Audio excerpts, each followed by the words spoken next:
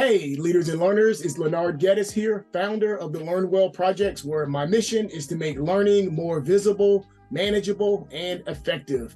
It's a beautiful Friday, November 3rd, 2023, and I'm back to share my why number 3, another reason why I wrote the book, How to Successfully Transition Students into College. Now, there are many reasons. I just picked 3. These aren't necessarily the only 3, but they are 3 compelling reasons why I think you should check out this book. At least they explain my motivations for writing the book.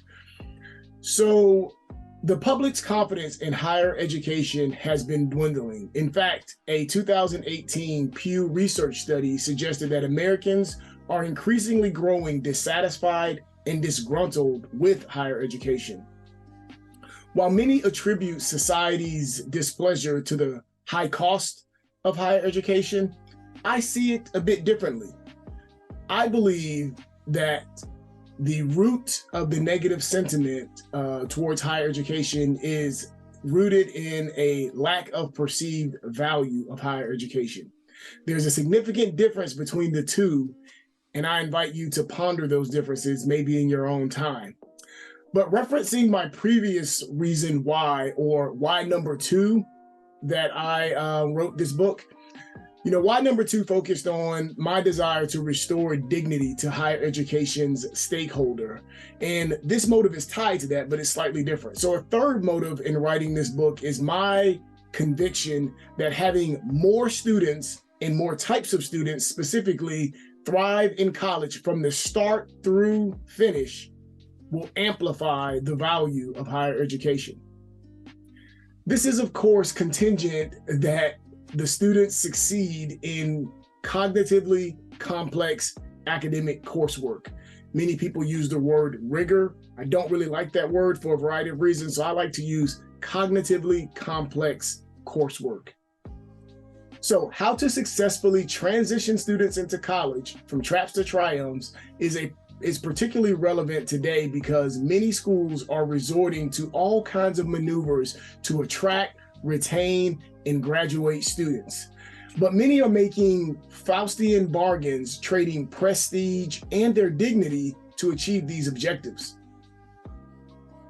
So this is the perfect time for a book like this, a book that provides fresh insights into why students who graduated high school underperform in college. How to Successfully Transition Students into College synthesizes critical research, relatable stories, and instantly usable tools and tactics to provide a roadmap to help students seamlessly transition into academic work in college.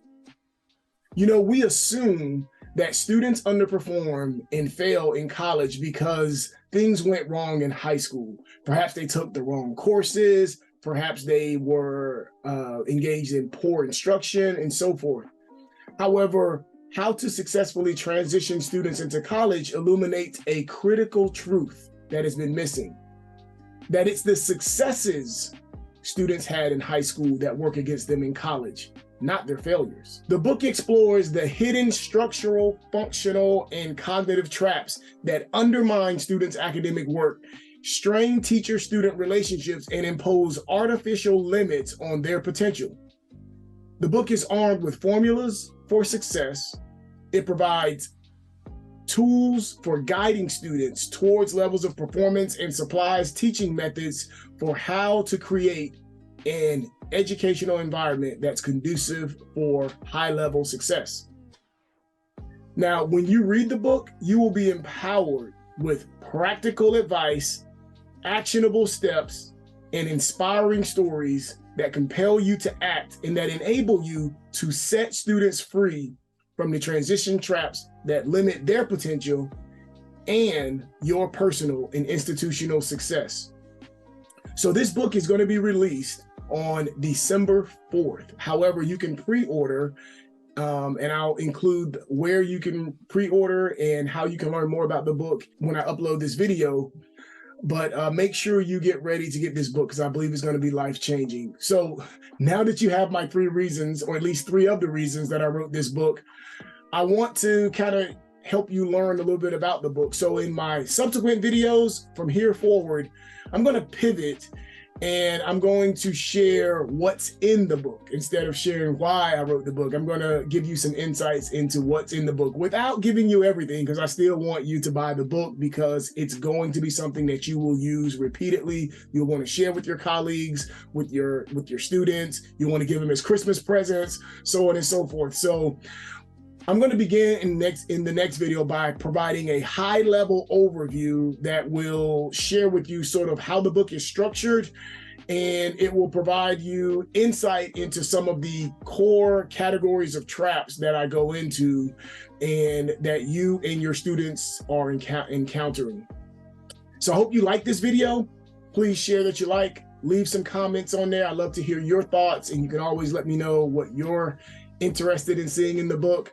And as always, subscribe to this YouTube site, because I'm going to be using it not only to share more about the book, but many of you are aware that I have a knack for animation.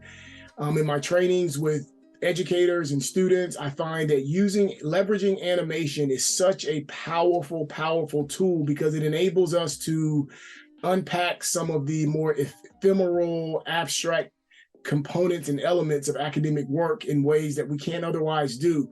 And so I'm going to be also adding more animated videos and things of that nature to help you make learning more visible, manageable, and effective. So I hope you like this video. Look forward to interacting with you in the comments, and stay tuned for the next video.